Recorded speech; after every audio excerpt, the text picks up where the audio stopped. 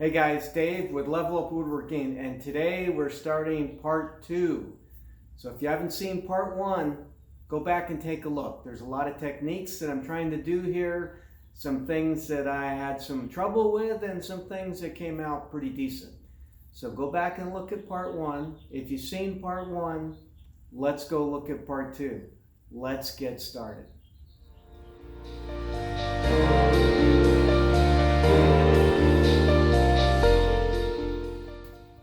Okay, hey, finished the legs, got the box put together, did the drawer face.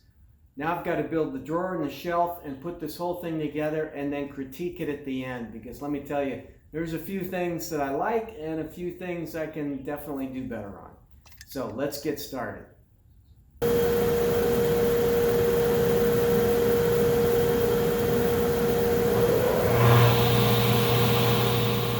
Yeah, here's where I left off.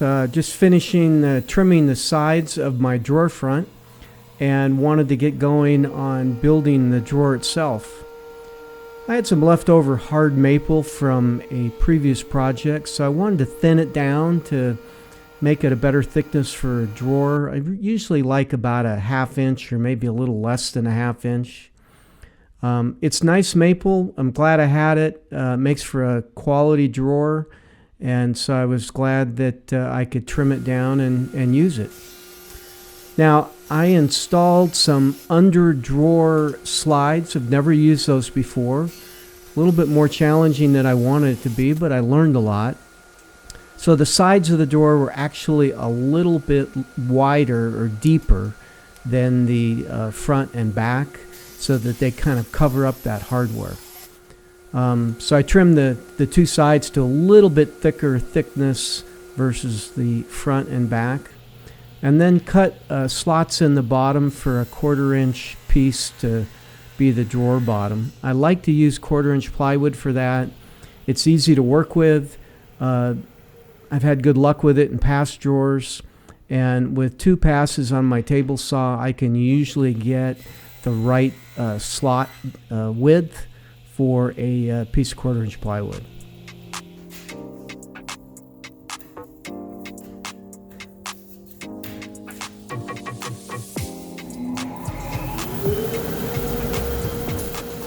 I decided for a simple, really butt joint, pardon the expression, for the drawer itself. I wanted to do a box joint or maybe a dovetail, but because I had this unique drawer face that goes on the front and all the other complications with this particular design, I just decided to go with this. I will definitely in the future probably do nothing but box joints or dovetails on my future drawers. This is pretty simple. Just cut the ends to the thickness of the side pieces and then trim that out, and used a chisel to kind of clean it up before I glued it together. Not too hard to deal with. Now with these drawers, there's also kind of a notch in the back of the drawer slide, and so I used my table or my drill press to drill a few holes to be able to fit that notch into the drawer. And you'll notice that on both side pieces I kind of made a mistake on where I should put that slot for the drawer base, and so I ended up with 2 sets of cuts, but it won't show when the piece is finished, so it didn't make too much difference.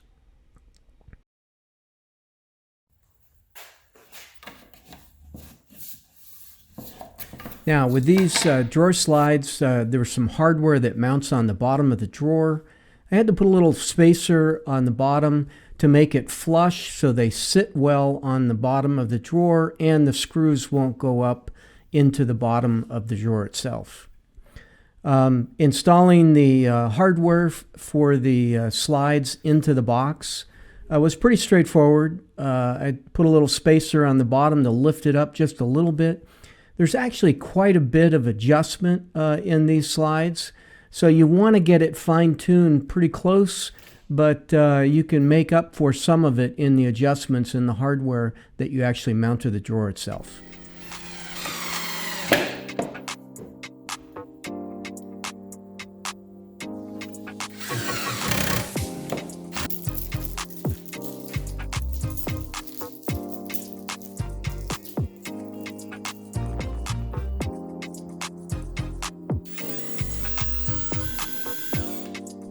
Now installing the drawer hardware to the bottom side of the drawer was really no big deal, just a few screws. I'm amazed I could actually put five screws in each one of these drawer slide pieces on the bottom.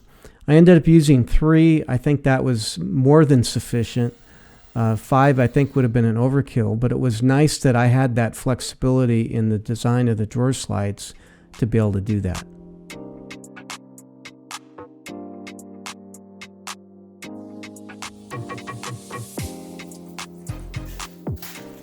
Now this was my very first attempt at installing the drawer on these slides. Never used the slides before. Really like them now that I've been through it, but certainly a learning curve there in terms of how they work and how the drawer is supposed to slide into place. I should have turned this thing upside down and figured it out, but I didn't do that. And so don't laugh, but yeah, I had a little bit of a struggle trying to get it to set right, but finally got that done and turned out pretty good. Now the drawer front stuck out a little bit farther than I wanted, and I had to notch the backs a little bit more to get it to set in properly. After that, I moved on to the shelf. I wanted to put a shelf on the bottom, really to kind of stabilize the legs, so I had 2 points of contact with the legs. And I really don't like end grain on wood on a nice piece of furniture to show. So I just cut a couple strips of wood to be able to put on the ends so that end grain didn't show very much. And, you know, it's just a personal preference. I just kind of like that look a little bit better.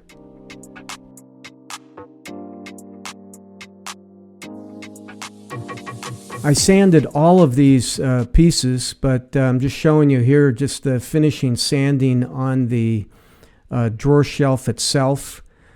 Started with 120, moved to 150, then 220, and did a little bit of 400 and 600. I'm amazed at how nice and smooth you can get wood when you've used the right sandpaper. But I did work my way up so I could take out some defects and make it look nice. And then moved on to putting a finish on it. And this Watco Danish oil is something I've been using for a while. A friend of mine who is a retired woodworker recommended it for me, and I really like how it brings out the grain in the wood. It's a beautiful finish. Put a couple of coats on, let that dry, and I was ready to assemble the table for the final time.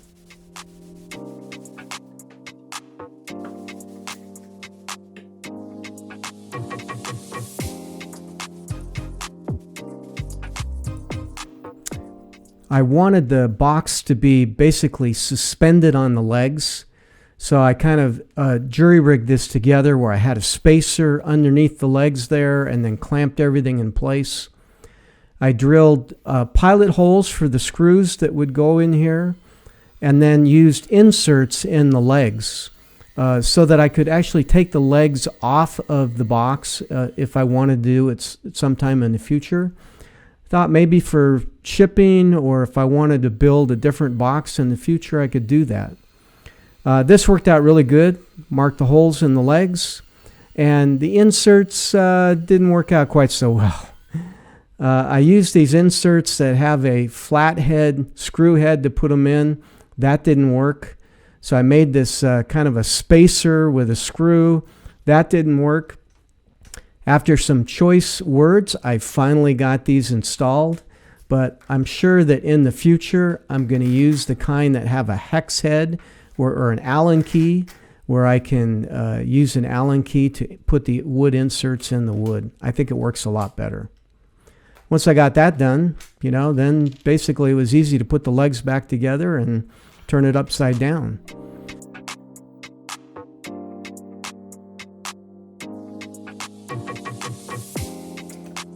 I built these little clips out of the same walnut that I used for the legs. It came out okay. Put a little recess in there to hide the screw. Went through all this effort to mark the leg height where I wanted the shelf and get the clip positioned properly and put the holes in place. Didn't work out quite so well. I ended up putting the shelf on there. Probably should have clamped these clips in place first, put the shelf on, made sure I had it in the right position, and then put the whole thing together. So anyway, once I got those done and put the shelf on, turned it upside down, I did have to reposition a couple clips and recheck everything to make sure I had the right height. It worked out okay. I just probably did a slightly different approach to what I should have done to get these done.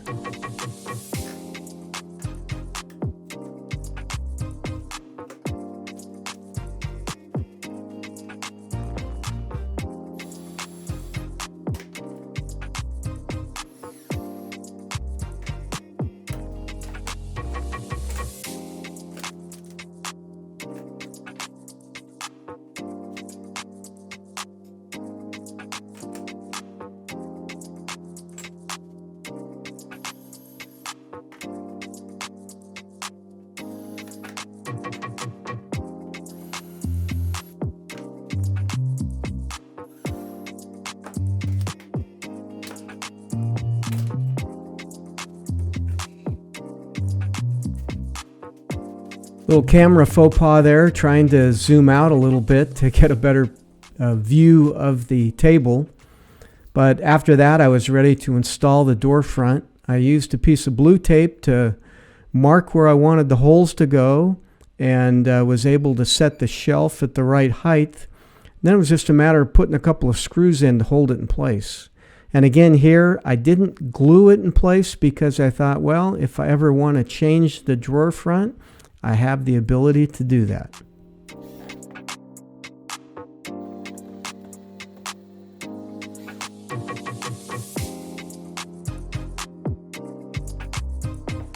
I did enjoy building this drawer front. Sculpting wood with a grinding disc or a wood grinding disc was a different experience. I've done a couple of pieces like this. I do like the way it turned out. And I would like to do more like this in the future. I think it's a different kind of woodworking. Well, having finished this project, there's some things I really like about it and some things that, well, I need to keep working on. I love the contemporary style of this. I was actually going to put a contemporary front on this drawer, but my wife liked this hand-carved door a little bit better and thought it would break up the design. I kind of agree with her. I don't know what you think, but I agree with her. Things that I learned, I wanted to do this corner work here on the front, and I can tell you that it didn't come out as well as I'd like. I did do this waterfall edge from the top to the side, and I do like that, and I want to do more pieces like that.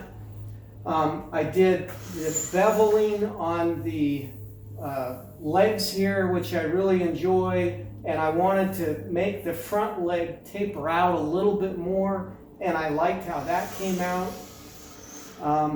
Not really happy with the wood shelf blocks that I made here to hold this table on the bottom. I think I would have done that differently in the future.